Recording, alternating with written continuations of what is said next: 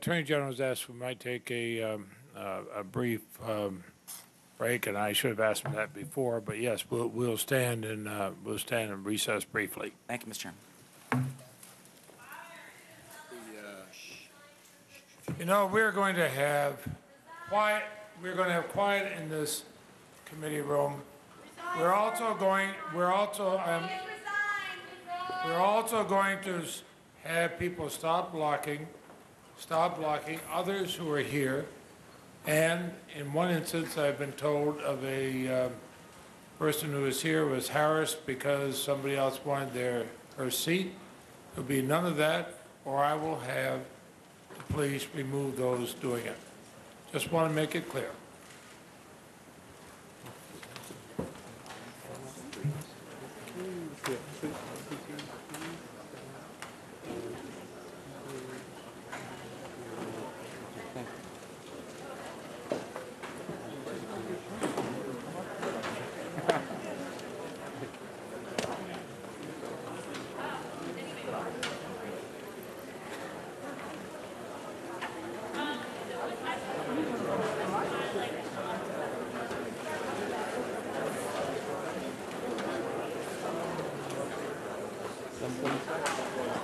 I'll email you the traffic in question. I will email the talk to the staff. Okay. It's also beyond my comprehension, so I'm going to give you the person who wrote that. Yeah, I mean, I know there's very, I know there's, they know what they're talking about. I just,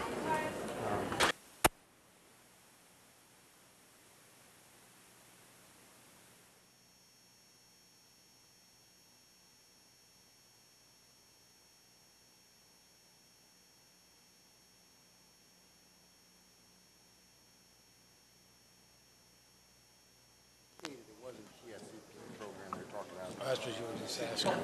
I'm sorry. What's your reaction to him making this disclosure and basically suggesting the only reason the visit he and Carter made to the hospital was because of congressional pressure? I mean, that's what he's suggesting. Well, I feel so restrained. I know what happened at that meeting. It was at that meeting in the White House. It was a closed-door meeting. Right.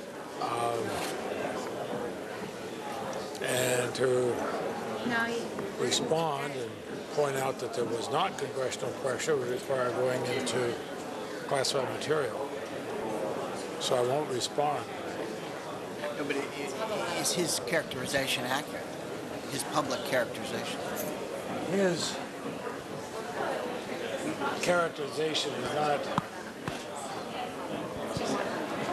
consistent with my understanding. But then, with his testimony, that occurs more often than not. And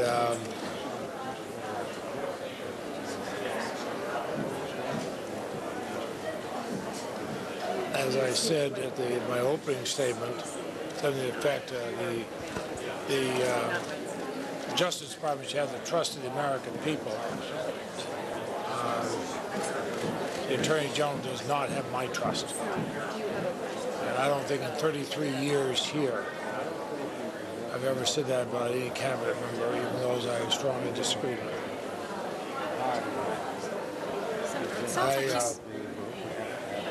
I once considered going with the Department of Justice law school. They wanted me, I declined, went to Vermont to practice law instead. I've always had the highest respect for that. I spend more time on recommendations I might make for a U.S. attorney, even in the little state of Vermont.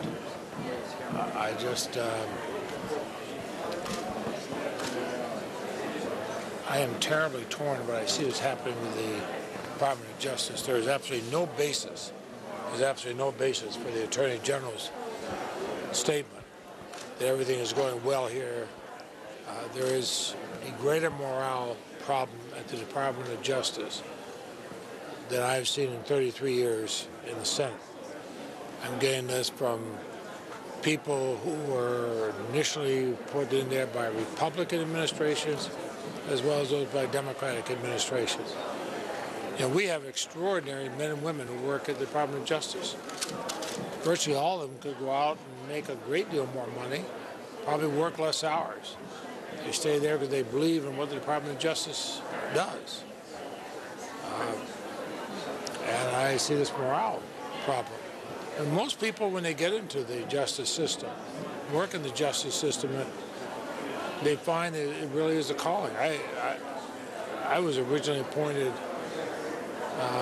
to fill a sudden vacancy in the state attorney's office in my county. I was supposed to stay 8 months. I stayed 8 years. I felt very fulfilling. But I think what's happening here with a lot of these people at the Department of Justice, they're terribly frustrated, and they're hoping that maybe in some of these hearings they'll get some relief. I think that's why Senator Specter and I and others keep talking about the good people at the Department of Justice. But for the Attorney General to say there's not a morale problem, I don't know who he's talking to.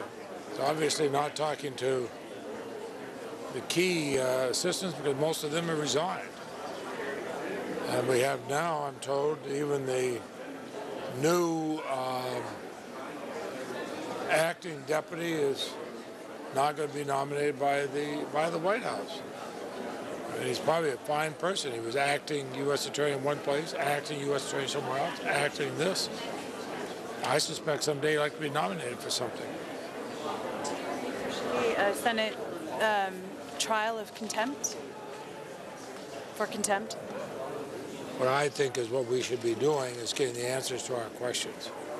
And certain things have been subpoenaed, people have been subpoenaed. If they don't respond, I think there will be a contempt citations for the two bodies. I'm not looking for some kind of a show trial. I'm one of the few who hasn't called for the Attorney General's resignation. We've had both Republicans and Democrats calling. Ultimately, that's the president's call. But I wonder why the president would want to go down in history of having the most dysfunctional Justice Department, certainly in modern days. Why the president would want to go down in history as having shown such disdain for law enforcement, because that's what it is. It's disdain for law enforcement. One thing to talk tough, say we're all for law and order. Well, we all are. But you got to carry out the actions as well as you got to back up the rhetoric with results, and they haven't done that. On the sit-room meeting, I think I heard him say that that was not in relation to the TSP. It was some other program. Did you catch that? Reread the transcript myself. Okay. You weren't at that meeting, I take it, but you've been told about it by other people? No. And the only briefings I've had have all been classified briefings, so I'm very reluctant to talk about it.